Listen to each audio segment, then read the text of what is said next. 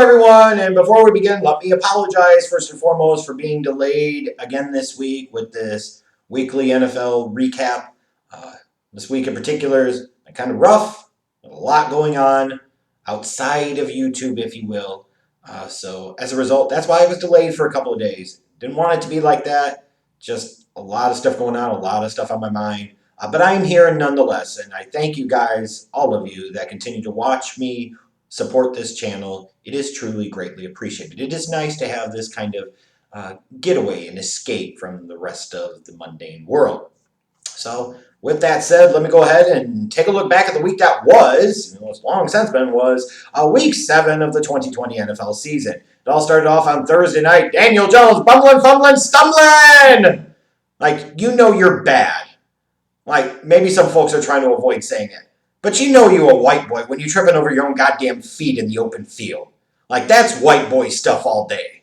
Well, the Eagles capitalized ultimately, even though it was ugly, because the NFC East is the NFC least, and that division is just doo-doo trash. Carson Wentz's TD pass with 46 seconds left, though, did just enough to help the Eagles escape, get over the Giants 22-21 on Thursday night. Switching over to the Thursday slate of games, the Falcons lose because Todd Gurley scored a TD late. It's another week. It's the same sorry-ass choking Falcons, isn't it? Ugh, I'll have more on that in a moment. OBJ goes down for the season with an ACL injury, but Baker ends up bailing the Browns out late with the touchdown pass to Donovan Peoples-Jones as they beat a very game Bengals team 37-34, and hope maybe Browns and Bengals fans hope this is a sign of things to come in the future between these teams twice a year with Baker Mayfield and Joe Burrow. The Steelers jumped up to a big lead early on the Titans, did just enough to be able to hold on tight, squeaking past Tennessee 27-24 to stay undefeated and now be the only undefeated team in the National Football League, which probably puts them in prime position to lose their next game because now they'll have the burden of expectations. Will Lutz kicks a 43-yard field goal in the fourth quarter, which helps the Saints hold off a game Panthers team 27-24. Tyler Bass, the hero of the day for the Bills, boots 6 field goals through the uprights. Must be nice to have a kicker you can trust down like that, huh?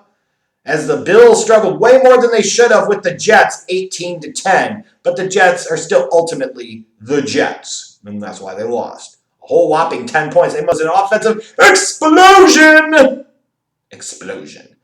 Washington football team's defense got 6 sacks and just thoroughly dominated and kicked the hell out of the woe-begotten, dreadful Dallas Cowboys 25-3. And the hot seat for Mike McCarthy is warming up by the moment. Aaron Rodgers throws 3 first-half touchdown passes to help the Packers stake out to a comfortable lead, and they coast over the Houston Texans on Sunday 35-20. Tom Brady throws for 369 yards, and 4 touchdowns as the Bucs go on the road and beat the Las Vegas Raiders pretty comfortably, actually, 45-20. And now all of a sudden you got to start to think, man, here come the Buccaneers, and what happens when they actually have Godwin be able to stay in the lineup and be healthy, and they bring in Antonio Brown too? Ooh, this could be a scary team down the road. The Chiefs' defense forced 4 Broncos turnovers, and they've thoroughly dominated Denver all day long, winning easily 43-16. Justin Herbert had 413 total yards and 4 touchdowns as he helped the Chargers bolt past the Jags on Sunday 39-29. The 49ers defense dominated themselves, forcing 4 turnovers, putting Cam Newton on the bench. They made it bad. They beat that ass. 49ers smashed the Patriots 33-6. And all of a sudden you look at the Patriots, Belichick is 2-4, and look at what Brady's doing in Tampa Bay. So much for that system quarterback stuff. Just saying. The Sunday night game was a really good one. Almost classic type of stuff. We should put the Seahawks on Sunday night every single week, shouldn't we? To ensure that we actually get a good game. But Russell had kind of an off night for him. He's still in the lead, so to speak, for the MVP race, but he had 3 interceptions. Kyler Murray had a huge day, and the Cardinals end up winning in overtime 37-34, and now they're 5-2, and that felt like a real statement game for the Cardinals, saying, hey, we're a team to take seriously this year, even though Kyler Murray's not all the way there as a passer just yet. And then, of course, on Monday night, the Rams' defense opposed their will. No big surprise. The Bears' offense sucked hind tit. Again, no surprise. You watch the game and you say, well, shit. Trubisky could do that because he could. It'd be the same result. Doesn't matter. But that, again, is the whole point. If you were looking for an indication of which of these teams might be real might be a contender and which one of these might be a pretender, I think you got a pretty good answer on Monday night. Rams win comfortably 24-10. When you look at some of the winners and losers from week number 7, I got to start with the Pittsburgh Steelers.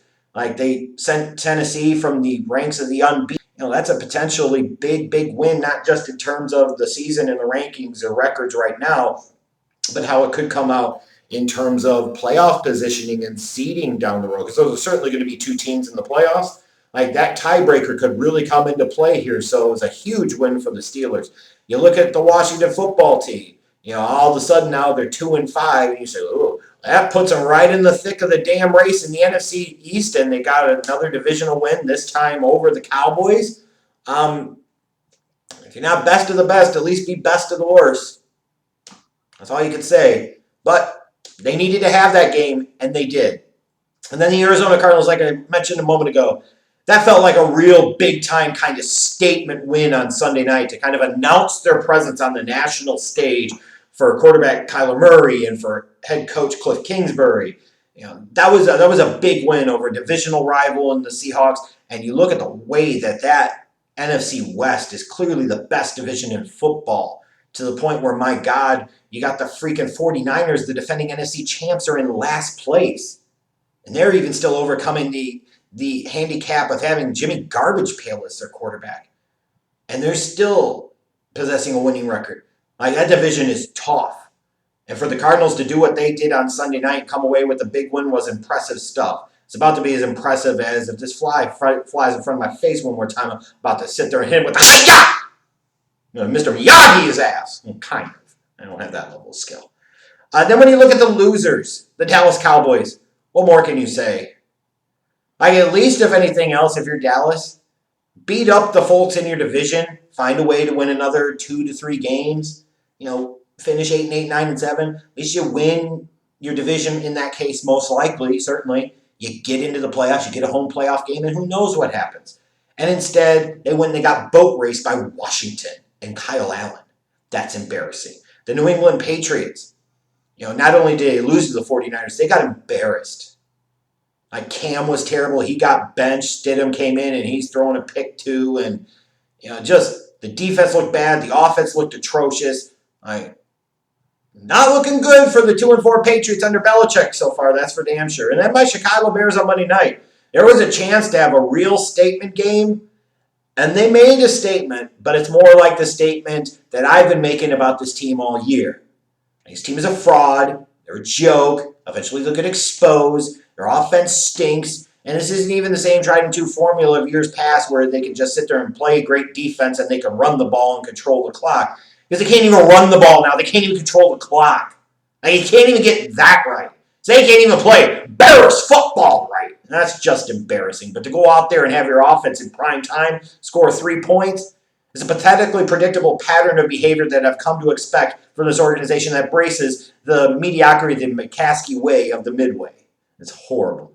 Some game balls to give out. Justin Herbert, man, I had him. He was my QB1 heading into this year, even though I did have some questions about him. I think this kind of talks a little bit to the fact of that Oregon system was not the best way to utilize and demonstrate and show off Justin Herbert's skills. 413 total yards and 4 touchdowns and a win over the Jags. Chargers season might mostly be lost, and it is. But at least you're finding out you got something in Herbert. And that, if you're a Chargers fan, had to be the only thing you gave a crap about in 2020. You look at running backs. Jeff Wilson for the freaking 49ers, 112 rush yards and 3 touchdowns. It's a big game for him. It's like the 49ers just always find guys that can sit there and put up big numbers like that in spots. Devontae Adams at 13 catches, 196 yards, and 2 touchdowns. Welcome back, Devontae. I'm sure Aaron Rodgers is certainly happy to see you back because, goddamn, he force-fed you the ball. And then you look at defenses. You look at the 49ers, 4 interceptions, 2 sacks, only 6 points allowed on the road. That was a big key performance for that 49ers defense as they're trying to stay pace in that incredibly loaded NFC West. And now I want to talk a little bit about something here in my 2-minute drill. And that's the fans and media that are sitting there and trying to criticize and knock Todd Gurley for Sunday and what happened in that game. And in some way trying to ascribe blame to him that the Falcons lost that game. Number 1, you play to win the game. With the way that this Falcons season has gone, even if Todd Gurley does take a knee at the 1-inch line, there is absolutely no guarantee that they would be able to execute the field goal properly. You would have a freaking errant snap, or you'd have a bobbled hold, or the kicker would sit there and get it blocked, or it would go off the upright. In no way, shape, or form could you count on the uncertainty of what could happen. You say odds are very low, but we are talking about the Falcons here. And some of the losses that they've had this year, you're talking about those are damn near historical level low odds, and they found ways to lose those games. I'm sorry, but Todd Gurley had a chance to score a touchdown. I understand the thought process and the logic from a lot of people, but it makes sense. But the bottom line is, if you have the daylight and they're going to let you score the touchdown, you score the touchdown. And then you have to put it down the defense to be able to actually play like a professional unit, not allow Matthew Stafford to march the damn Detroit Lions right back down the fucking field. Like, what the hell is wrong with everybody? You're going to put this on Todd Gurley because he scored? I understand, like, situationally, ideally, you say he made a mistake, and he did, yes. But it's the Falcons' defense that's trash. They're the ones that are boo-boo. They're the ones that were given the lead late, and they allowed the Lions to go marching right on down the field, down their throats, and win the game at the very end. That's not Todd Gurley's fault. Why does everybody so easily try to ascribe blame to those that are blameless, or at least mostly blameless? I don't get it. Hell no, I don't fault Todd Gurley for the Falcons losing Sunday. Imagine sitting there and saying, I'm blaming my player for us losing that game because he scored a touchdown. Just think about how stupid that sounds.